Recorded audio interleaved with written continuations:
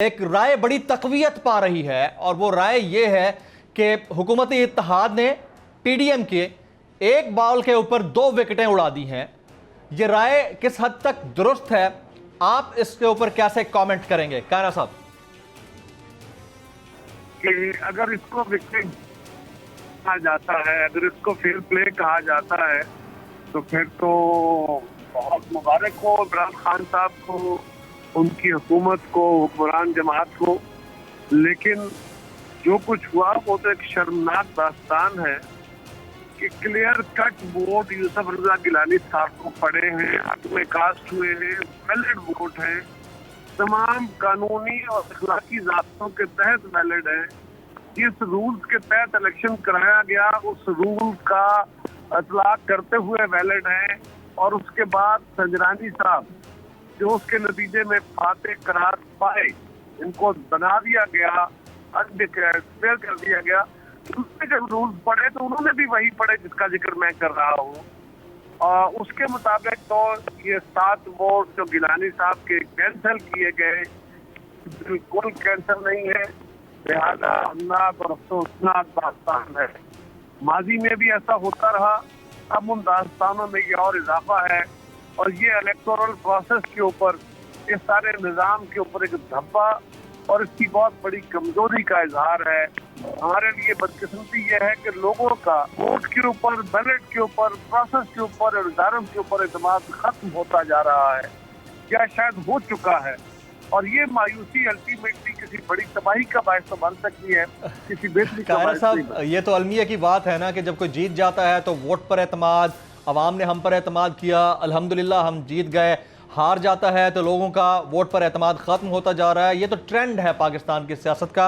और ये भी ट्रेंड है कि हारने वाला हार मानता नहीं है, चाहे वो सेनेट पोल्स हो या चेयरमैन या डिप्टी चेयरमैन सेनेट का पोल हो, वो हमने देख लिया है। लेकिन बहरहाल इख्तलाफ राय या एहतजाज आपका हक है। आपके पास कानूनी रास्ता क्या है सर? आप किस तरह से प्रोसीड करेंगे आगे? इस तो हमने कल भी गुजारिश की थी, चेयरमैन साहब ने भी की थी, हमने भी की थी कि हम इस पे जो है वो अदालत में जाने का या अदम एतमाद लाने का या जो भी फैसला हुआ वो इंशाअल्लाह एक आध दिन में उस पर अमल दरामद हम शुरू कर रहे हैं। आप शुरू करेंगे, बिल्कुल ठीक है। लेकिन सेनेट पोल से पहले ही, यानी सुबह के वक्त से ही एक वावेला मचना शुरू हो गया और वावेला था खुफिया कैमरों का। कायरा साहब, आप वजीर इत्तलात और नशरियात रहे हैं वफाक के, आप ये बताना पसंद करेंगे कि कैमरे क्या इतने ही खुफिया थे कि ढूंढने वाले ढूंढने की बजाय बस ऐसे दिखा रहे थे जैसे सामने लगे हुए हैं? तो वो तो शक्ल से ही सीसीटीवी कैमरे लग रहे थे, खुफिया कैमरे तो लग नहीं रहे थे। तो इस पर इतना वावेला क्यों और पहले क्यों प्रोटेस्ट करना शुरू कर दिया आप लोगों ने कायरा साहब? मेरे भाई, ये कैमरा जो आप देख रहे हैं ना, ये उस वक्त मीडिया ने जाके रिपोर्ट की है या कैप्चर किया जब ये कैमरे सामने दिखा दिए गए, सामने कर दिए गए थे। अच्छा। कैमरे कोई टेलीविजन के पीछे, कोई उस जो स्टेबल था उसके नीचे, कोई किसी साइड पे, ये छोटे छोटे कैमरा, कोई पेज के अंदर लगा हुआ कैमरा है। ये सारे कैमरे वहाँ इंस्टॉल थे। मीडिया तक पहुँचने से पहले या मीडिया के पहुँचने से पहले डिटेक्ट कर लिए गए थे, इसलिए आपको नजर आ रहे हैं, वरना ये खुफिया कैमरे। आपकी राय हो सकती है, जाहिर है आप लोग इसके ऊपर एहतजाज कर रहे हैं, आपका पूरा हक है। लेकिन राय तो फिर तलाल चौधरी साहब की भी है, जिन्होंने बाकायदा कह दिया कि न्यूट्रल होने का मज़ा आया आपको बिलावल भुट्टो साहब, और उसके ऊपर बिलावल भुट्टो साहब का जवाब भी आ गया। लेकिन इन तमाम जो ओपिनियंस हैं उसके बीच में एक और राय तकवीयत पकड़ रही है, और वो ये कि पीडीएम में फूट पड़ चुकी है। आप इसको नेगेट करेंगे या इसकी तस्दीक करेंगे कायरा साहब? देखिए, ये बहुत छोटी बात है। इस तरह जो हुआ वो खत्म हो गया, आपस में रजिशें चलती रहती है। हम कोई एक जमात नहीं है, हम कोई एक क़यादत के तहत नहीं है। हर बंदा कभी ना कभी कोई कमजोर बात कर सकता है, लेकिन इस तरह की बातों से, इस तरह की गुफ्तगू से कोई इत्तेहाद नहीं टूट जाया करते। कायरा साहब, हमारे साथ आप मौजूद रहिएगा। अपने दीगर गेस्ट पैनलिस्ट को भी प्रोग्राम का हिस्सा बनाते हैं। जनाब अनवर मंसूर खान साहब, साबिक अटॉर्नी जनरल ऑफ पाकिस्तान, हमारे साथ मौजूद हैं, और जनाब हाफिज़ हुसैन अहमद साहब, आपका ताल्लुक जमीयत उलमा इस्लाम पाकिस्तान से है और आप नाराज़ रहनुमा जमीयत उलमा इस्लाम फजल रहमान ग्रुप भी हैं। हाफिज़ साहब, सबसे पहला सवाल आपसे मेरा होगा, chairman senate, deputy chairman senate का इंतखाब हुआ और इस इंतखाब के ऊपर पब्लिक में एक आम तासुर पाया जाता है और तज्जियाकार भी ये कह रहे हैं, और वो कह रहे हैं कि खान साहब ने एक बॉल पर 2 विकेटें गिरा दी हैं। तो ये कितनी बड़ी सियासी शिकस्त है पीडीएम की और मौलाना फजल रहमान साहब की। हाफिज साहब, देखिए, मैंने आप ही के प्रोग्राम में ये गुजारिश की थी कि मौलाना भाई हैं हमारे, लेकिन हमारे मशवरा न लेकर उन्होंने जिस अंदाज में 2.5 साल में जमीयत उलमा इस्लाम JUI को जिस अंदाज में उन्होंने बंद गली में पहुंचा दिया था, और मैंने पहले भी कहा था कि हमारे भाई जो है वो नुमाइशी सदर हैं, क्योंकि बेटों का हक या तो बिलावल के हाथ में है या मरियम के हाथ में है। और आपने देखा कि किस अंदाज से उन्होंने बाकायदा तौर पर पूरे ट्रैक को तब्दील कर दिया, और मौलाना फजल रहमान साहब के इस्तीफ़े जेब में ही रहे। और अब कल भी वो फरमा रहे थे डेर इस्माइल ख़ान में कि जनाब अब भी मैं चाहता हूँ कि इस्तीफ़े दें।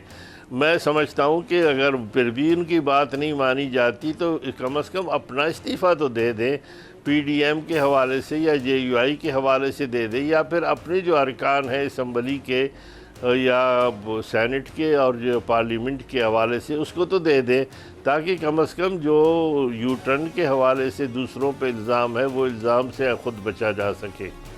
तो इस सारी सिचुएशन के अंदर अल्टीमेट बेनिफिशरी तो किसी हद तक पाकिस्तान पीपल्स पार्टी है, और आपने इस चीज़ को प्रिडिक्ट किया था हमारे शो के ऊपर कि पाकिस्तान पीपल्स पार्टी सारा फ़ायदा उठा जाएगी, नून लीग भी रोती रहेगी और फजल रहमान साहब तो कहीं स्टैंड नहीं करेंगे। तो ये बात तो अब अपनी जगह पर वैलिड हो गई है कि इसमें फजल रहमान साहब का कोई किरदार नहीं रहा।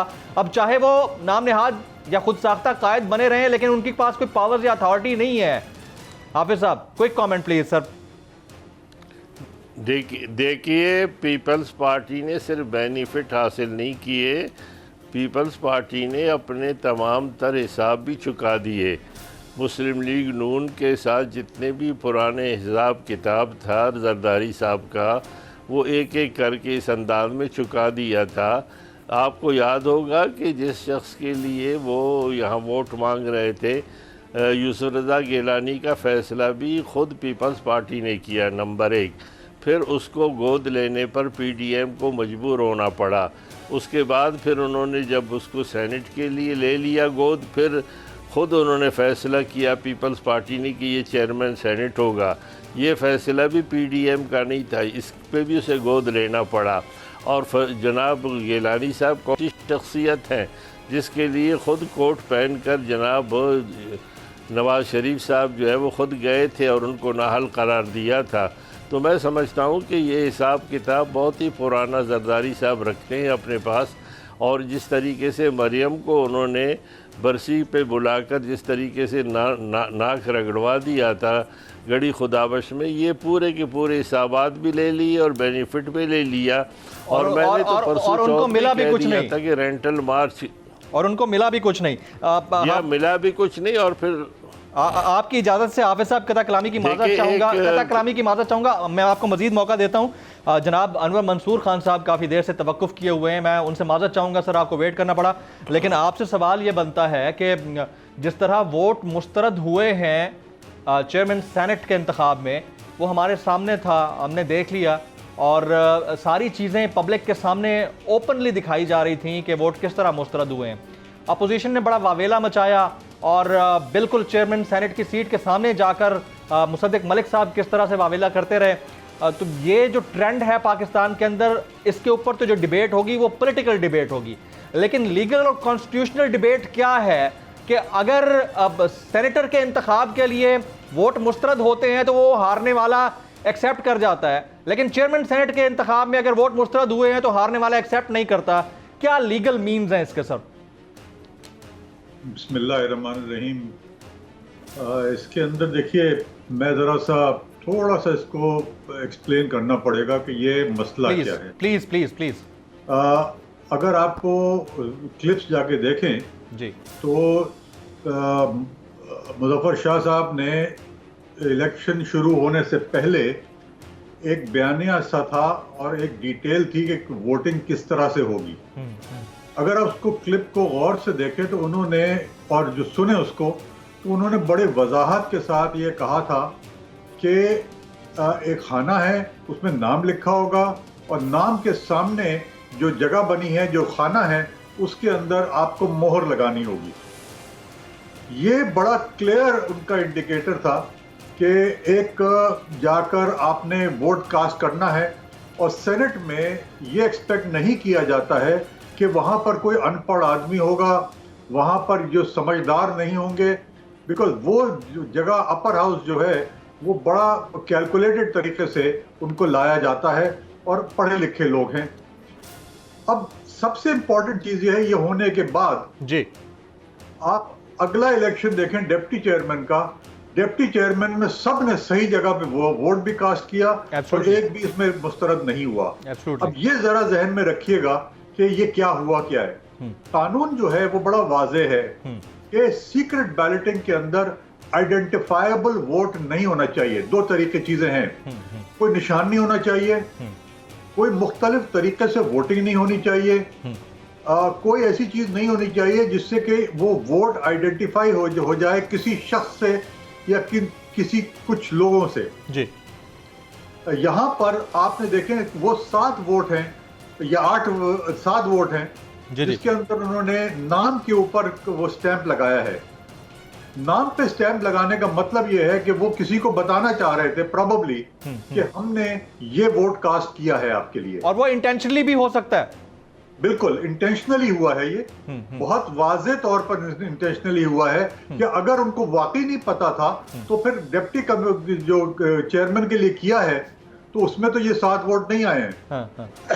ना किसी ने वहां पर कोई ऐसा गलत वो लगाया है निशान। सब्सक्राइब करें और बेल दबाएं ताकि कोई खबर रह न जाए।